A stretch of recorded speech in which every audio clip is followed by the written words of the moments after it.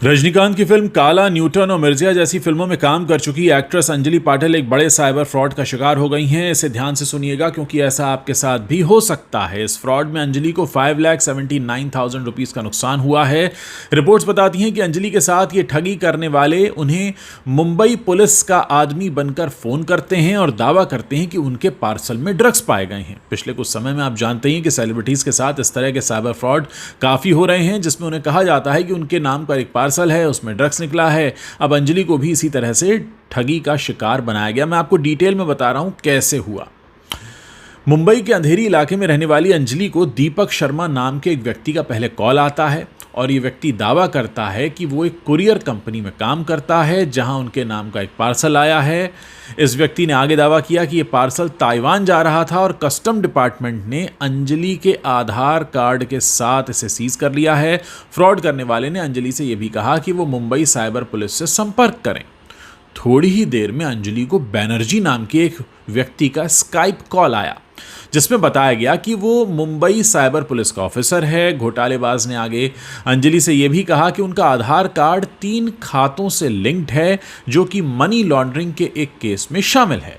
उनसे verification process के नाम पर 96,525 रुपीस की मांग की गई। इसके बाद व्यक्ति ने कहा कि बैंक ऑफिशियल्स भी इस घोटाले में शामिल हैं और उसने अंजलि से 4,83,291 रुपीस की मांग की। अंजलि ने घबराकर पंजाब नेशनल बैंक के अकाउंट से ये रकम वहां पर जमा करा दी ताकि मामला दब जाए और वो पुलिस केस से बच जाए। कुछ दिनों के बाद अंजलि जब अपने मकान मालिक से बात कर रही थी तो उन्हें एहसास हुआ कि वो एक वायरल स्कैम का शिकार हुई हैं। रिपोर्ट्स बताती हैं कि मुंबई के डीएन नगर पुलिस स्टेशन में अंजलि के बयान के आधार पर केस दर्ज कर लिया गया है और मामले की जांच की जा रही है। अंजलि की बात करें तो उन्होंने हिंदी के साथ मराठी, तमिल और तेलुगु फिल्मों में भी काम किया है। तेलुगु फिल्म ना बंगारू तल्ली के लिए उनका नाम नेशनल अवार्ड्स के स्पेशल मेंशन का भी हिस्सा था। दोस्तों, मैं आपको बता दूं, ऐसा ही एक मिलता जुलता फ्रॉड राकेश बेदी, एक जाने माने टीवी एक्टर हैं, उनके साथ भी हुआ है। उन्होंने अपना एक फ्लैट का एड लगाया था एक ऐसी साइट पर जहाँ पे मकान खरीदे और बेचे जाते हैं। वहाँ उन्हें एक आदमी संपर्क करता है कि मैं सेना का आदमी हूँ और आपके मकान को पसंद करता हूँ और आपके साथ डील करना चाहता हूँ। फिर ये कहते हैं कि अच्छा, तो अब आप आगे क्या करेंगे? वो कहते हैं मैं आपको टोकन भेज रहा हूँ 50,000 रुपये का। राकेश बेदी कहते हैं ठीक है, लेकिन फिर वो शख्स कहता है देखिए मेरे अकाउंट में पैसे नहीं हैं, आप पहले थोड़े पैसे डालिए फिर मैं आपको भेजता हूँ। पता नहीं उनको क्या सूझा, उन्होंने थोड़ा पैसा डाल दिया उनके अकाउंट में और उसके बाद उन्हें एहसास हुआ कि जिस फ्लैट का वो एडवांस टोकन मनी मिलने का इंतज़ार कर रहे थे, असल में इस स्कैम का वो शिकार हो गए और उनके खुद के पैसे चले गए। तो ऐसा बहुत होता है जब आप ऑनलाइन अपने किसी चीज़ का ऐड लगाते हैं, चाहे आप कोई भी चीज़ बेच रहे हों।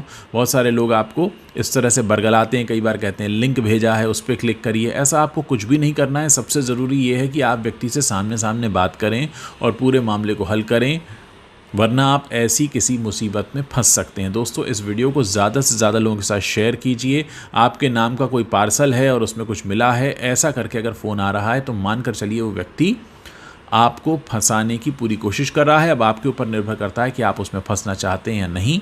इसलिए किसी भी अनजान व्यक्ति की बात पर भरोसा करने से पहले 2 बार ज़रूर सोचिए।